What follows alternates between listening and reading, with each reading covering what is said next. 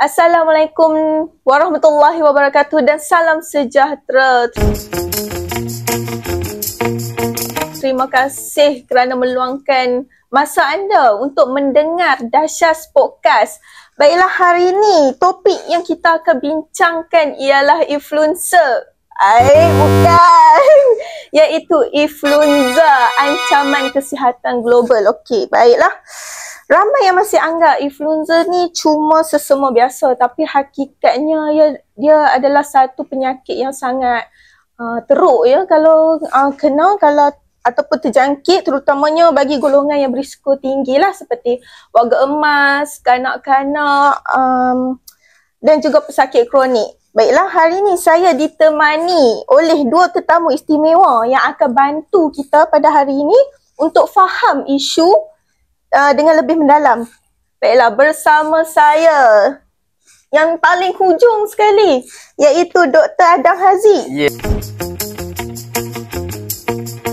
Seorang pakar kesihatan awam. Betul. Dr. Adam sihat, Dr. Adam hari ni? Alhamdulillah sihat. Dah makan? Baru je makan tadi ni. Alhamdulillah. Nasib baik, terima kasih lah kerana Dasyat Podcast sponsor makanan hari ni.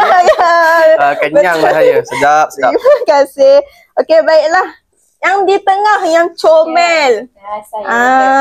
Iaitu Puan Nurdania Batrisya. Sebagai guru biologi yang merangkap pegawai kesihatan sekolah. Betul. Nak panggil puan ke cikgu ni? Saya lagi selesa dengan panggilan cikgu. Cikgu. Ya. Cikgu sihat cikgu hari ni? Alhamdulillah sihat. Terima kasihlah luangkan masa untuk datang ke sini. Sama-sama. Orang yang hebat-hebat ya Sama-sama, di sini. sama-sama. Juga kepada pihak podcast. Ya. Untuk jemput kami berdua ni lah. Sama-sama. Okey. Baiklah. Bukan selepas lah kan, dah habis berkenalan apa semua ni, kita bolehlah berpindah segmen. Segmen apa orang panggil? Segmen seterusnya mengenai influenza ni, mesti semua nak tahu kan mengenai. Siapa mesra. Apa segmen itu? perbincangan lah ni. Ya, betul. Okey. Let's go. So.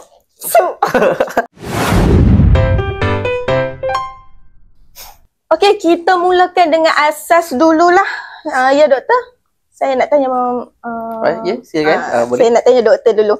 Okey, sekarang ni ramai orang keliru antara influenza dengan demam biasa. Jadi saya naklah doktor explain ataupun memberi keterangan mengenai apa perbezaan demam biasa dengan influenza ni. Betul. Okey, jadi baiklah, perbezaan influenza dan juga demam biasa ni lah ya. Influenza ni sebenarnya lebih mudah untuk merebak lah, disebabkan kita ni lebih selalu berkontak dengan masyarakat. Jadi contoh bila kita berbual, bila orang yang terjangkit itu batuk ataupun bersin, partikel-partikel LEO yang kita cakap kadang-kadang kita tak perasan kan. Dari situ je dah boleh membuatkan kita terjangkiti lah kalau virus influenza ni, sebab dia memang sangat mudah merebak. Dan juga dia sangat mudah menjangkiti lah diri kita. Lebih-lebih lagi pada individu yang mempunyai sistem imun yang lemah lah. Influenza ni sebenarnya terdapat dua jenis, iaitu influenza A dan influenza B. Influenza A ni boleh didapati bukan sahaja pada manusia, tapi boleh juga didapati pada haiwan lah. Contohnya seperti H1N1. Jadi influenza A ni lebih berbahaya lah berbanding influenza B.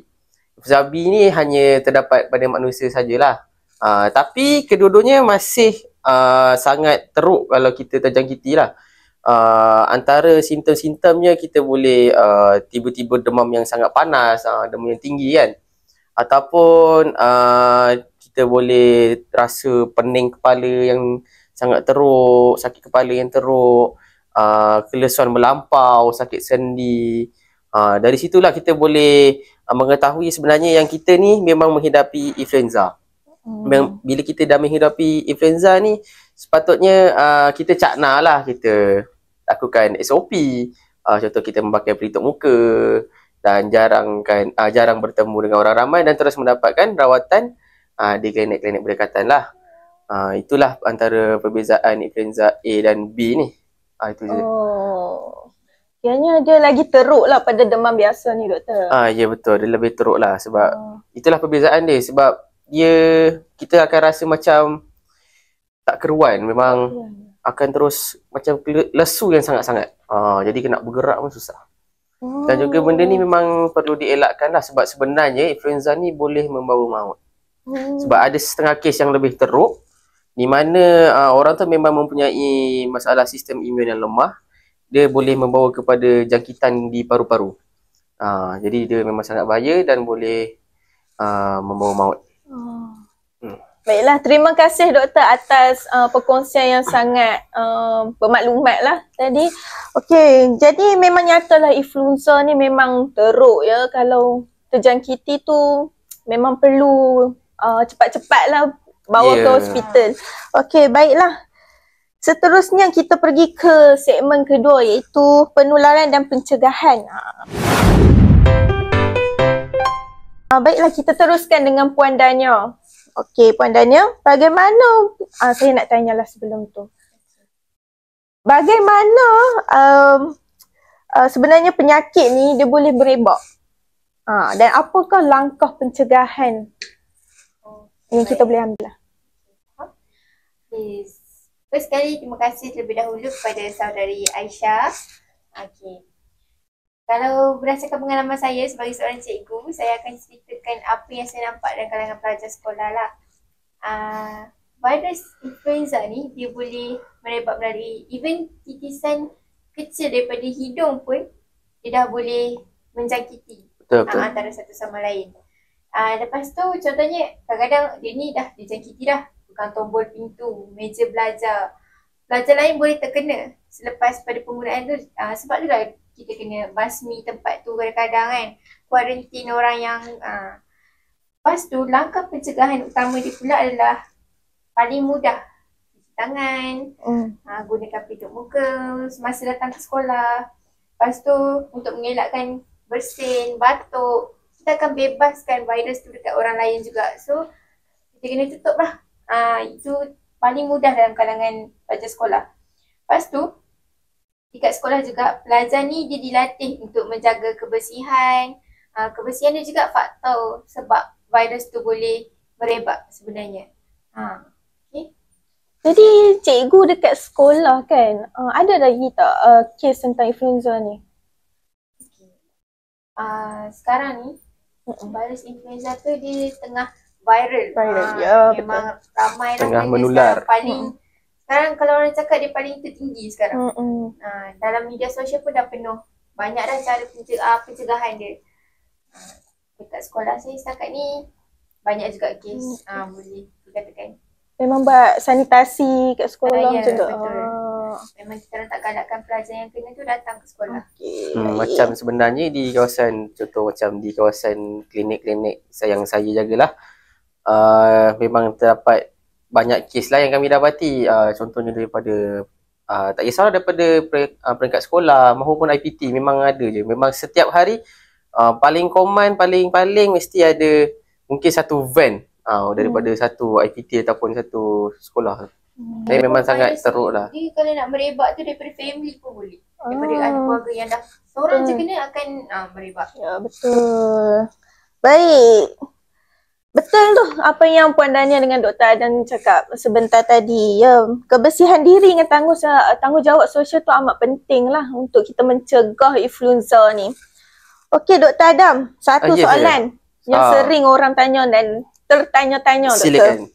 Adakah vaksin influenza ni memang benar-benar berkesan Doktor? Vaksin influenza ni vaksin influenza ni sebenarnya benar-benar berkesan. Tapi tidaklah 100%. Cuma ia dapat mengurangkanlah risiko kita tu untuk menjadi lebih teruk ataupun lebih kronik. Contohnya macam sampai ke tahap jangkitan paru-paru tadi. Jika kalau sampai ke tahap jangkitan paru-paru tadi, mungkin kes kematian boleh berlaku secara mendadak. Jadi kita dapat elakkan lah kalau kita ambil vaksin tu. Dan untuk pengetahuan semua, sebenarnya vaksin tu sendiri adalah virus influenza yang telah dilemahkan. Jadi bila virus itu disuntik di dalam badan kita, badan kita ni akan menghasilkan satu antibody untuk menyerang benda asing itulah, iaitu virus itu sendiri. Jadi supaya kalau bila kita telah divaksinasi, antibody kita dah kenal, oh ini adalah virus influenza, cara nak lawan dia macam itu, macam ini. Jadi dari situ antibody itu dia akan terus keluarkan sebab dia dah kenal siapa yang dia nak lawan. Dia dah tahu dah cara dia nak mengatasi virus tu daripada merebak dalam badan kita. Jadi dari situ saranan saya lah, vaksin ni memang perlu diambil lah oleh setiap golongan umur, terutamanya oleh kanak-kanak, warga emas dan ibu-ibu hamil lah, wanita mengandung. Jadi saya nak tanya doktor sikit lah tentang warga emas ni kan. Mereka ni kurang tentang pendedahan mengenai vaksin ni. Ada juga yang tahu, ada juga yang tak tahu mengenai ni. Jadi macam mana dok? Macam contoh warga emas ni, dia terkena influenza tapi dia tak tahu nak ambil vaksin ataupun dia tak tahu pun tentang vaksin ni kan. Jadi macam mana doktor nak galakkan untuk mereka ambil vaksin? So daripada situlah, sebenarnya ada je kempen-kempen yang telah dilaksanakan. Contohnya macam orang-orang, biasalah warga emas ni dia akan rajin pergi ke surau, masjid kan.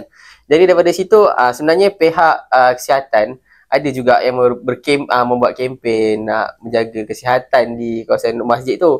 Ada juga yang membuat pemeriksaan kesihatan, ada yang contoh macam ambil darah untuk tengok kadar gula dalam darah, macam tu lah. Jadi dari situ sebenarnya warga emas ni dah terdedah dah. Jadi tak mudah, tak susah pun untuk menggalakkan mereka ni. Dari situ je kita dah boleh bagi tahu sebenarnya pakcik kena ambil ini untuk vaksinasi semua ni. Baiklah. Terima kasih doktor. Jadi saya nak tanya Cikgu Dania lah. Cikgu Dania kan di sekolah, contoh murid terkena influenza dan ibu bapa dia tak galakkan untuk anak dia ambil vaksin, mungkin takut atau seterusnya. Apa pendapat Cikgu Dania mengenai itu? Pada pendapat saya, pengambilan vaksin tu dalam kalangan pelajar sekolah adalah sangat perlu. Sebab dia dapat memberi impak yang besar, sebab kalau pelajar ni dia terkena penyakit tu, dia akan menyebabkan ketidakhadiran pelajar ke sekolah. Seterusnya dia akan mengganggu pembelajaran. Bagi saya, ibu bapa yang tidak menggalakkan anak mereka untuk mengambil vaksin ni, dia agak nampak macam negatif sikit, dia macam mengganggu pelajaran kan. Sebagai seorang ibu bapa, kita perlu prihatin kepada anak-anak. Kita tak naklah ganggu pelajaran diorang. Kadang-kadang penyakit pun dah boleh gangguan emosi. Terima kasih. Semakin rancak kita punya segmen pada hari ni. Betul lah, kering tekak. Lupa nak sedia kain. Minta maaf. Tak apa, jadi tadi dah belanja makan dah. Okay dah. Alhamdulillah. Okey, kita akan teruskan segmen kita, iaitu segmen ketiga mengenai kesan terhadap masyarakat. Let's go. Kita berehat dulu. Selepas ni kita akan sambung segmen ketiga, kesan terhadap masyarakat.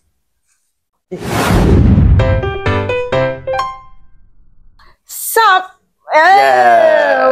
Kembali kita dalam podcast Dahsyat Podcast. Saya sampai lupa punya rancak kita bersembang pada hari ni. Dahsyat Podcast on top. Dari tadi cikgu. Memang kenyang betul lah cikgu, asyik-asyik duk mention pasal makan. Memang sedap betul lah tu. Sedap, mewah. Okey. Segmen yang seterusnya, kita beralih pula kepada kesan influenza terhadap masyarakat lah.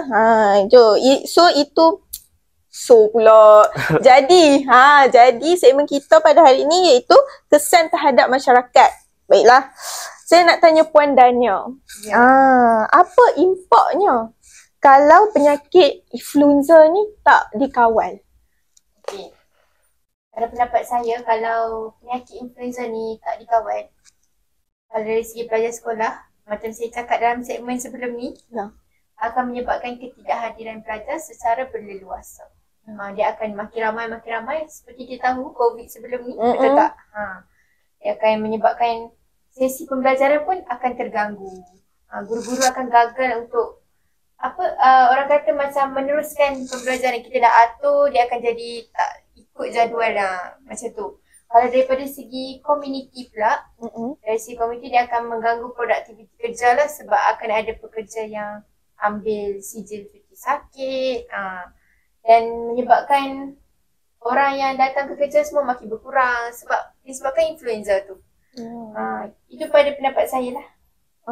Menarik. Betul juga apa yang Cikgu Dania Habak tadi katakan tadi. Terkeluar pula Aisyah Asal Utara kau minta maaf. Okey, saya beralih kepada doktor pula lah. saya. Paling pakar dalam bab-bab ni doktor.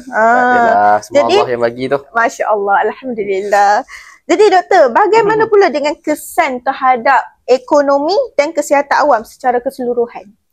Kesan terhadap ekonomi dan kesihatan awam bagi saya, pada pendapat saya lah, di mana jika virus influenza ni lebih berlaluasa sampai mungkin boleh berlakunya pandemik, tapi kita harap tak adalah sampai ke tahap itu kan. Jadi sebenarnya dia mengganggulah pembangunan ekonomi dan negara kita ni, sebab bila ramai yang terjangkiti, dari pekerja-pekerja ni pun akan terjangkiti. Dari situ produktiviti negara kita ni sukarlah nak membangun, sebab dah kalau orang tu yang bekerja tu tak bekerja. Betul. Jadi macam mana kita nak terus jalankan aktiviti-aktiviti yang perlu dijalankan tu kan. Jadi dari situ saya rasa daripada segi ekonomi dan kesihatan ni memang sangat mengganggu lah. Jadi seelok-eloknya kita memang seharusnya lebih cakna dan prihatin terhadap kebersihan diri dan kesihatan kita, dan teruskan untuk menjaga kesihatan dan makan makanan yang seimbang, dan jagalah kebersihan kita untuk terus maju jaya. Ya, betul. Saya takut juga sektor pendidikan ni terjejas kan disebabkan wabak ni.